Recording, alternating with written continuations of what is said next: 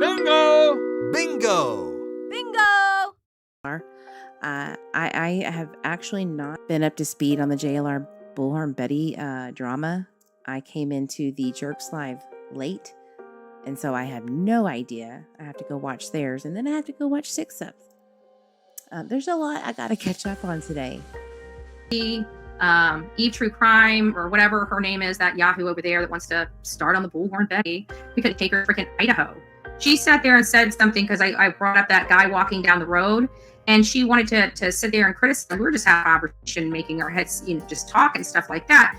And she decided to make a video. Now, this is the person that said she supported the work, said, she came out, and she's the one, story short, she ended up being a hot mess. And so she's calling me out, but she was the one that dragged Brandy Neal and Tyler through the ever-loving mud, basically calling them murderers and everything else. She came on here. She was talking on here. It was so hard because I had been, I've been rooting for Brandy that whole time, comparing her to the Wells and whatnot at that time. And then I was, hearing this, and it's like you start looking so hard, you start trying to see something. I'm like, I just got to go out there. I don't want to start blaming this lady without knowing the truth. And everybody with all hate channels are in her ear saying I'm going to come out there with a pool. No, I'm coming out there to have a conversation so I can find out. I mean, I do have a channel and I do talk true crime. I'd like stuff to be accurate, and I never ever want to accuse a parent that I don't think is guilty. It's my channel, it's my thoughts. So I had to go out there. We had to leave Eve behind because she was too damaging. She wanted to go, and we had to go without her because she was too damaging.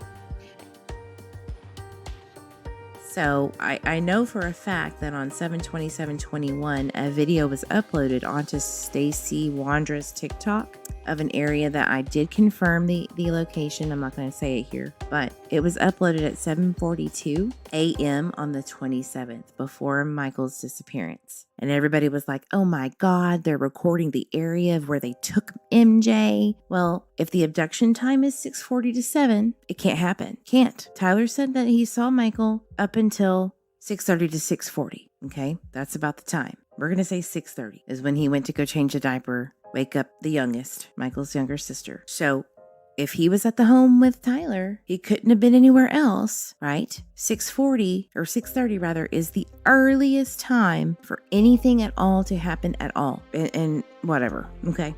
We'll get to that. Evidence suggests that the following individuals who are currently in custody are involved in the abduction of Michael Vaughn.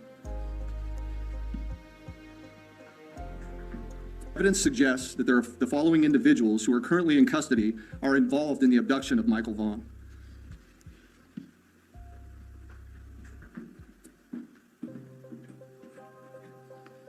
This is Sarah Wandra, 35 years old. Sarah lives at 1102 Red Wing Street in Fruitland and was living there at the time of Michael's disappearance. We believe that Sarah has firsthand knowledge and is involved in Michael's abduction. Sarah Wandra is currently being held at the Payette County Jail for failing to report a death to law enforcement.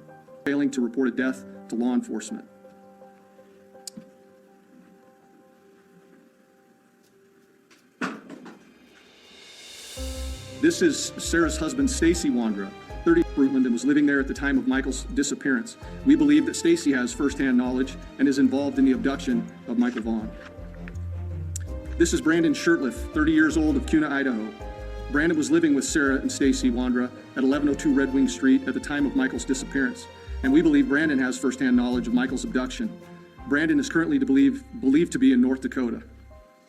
This is Brandon Shirtliff, 30 years old, of Kuna, Idaho. Brandon was Adrian Lucian, 32-year-old male out of Toledo, Ohio. Adrian was staying with Sarah and Stacy Wandra at 1102 Red Wing Street at the time of Michael's disappearance, and we believe that Adrian has firsthand knowledge of Michael's abduction. Adrian is currently believed to be in Toledo, but floats between Ohio and California. Adrian Lucian, 32-year-old male out of Toledo, Ohio. I strongly encourage Shirtliff and Lucian to contact the Fruitland Police Department detectives as the window of time for talking and cooperation is coming to a close. When we finally reach the conclusion of this investigation, and I can assure you that we will, all of those who have knowledge of Michael's disappearance and have failed to report or hindered our investigation will be pursued.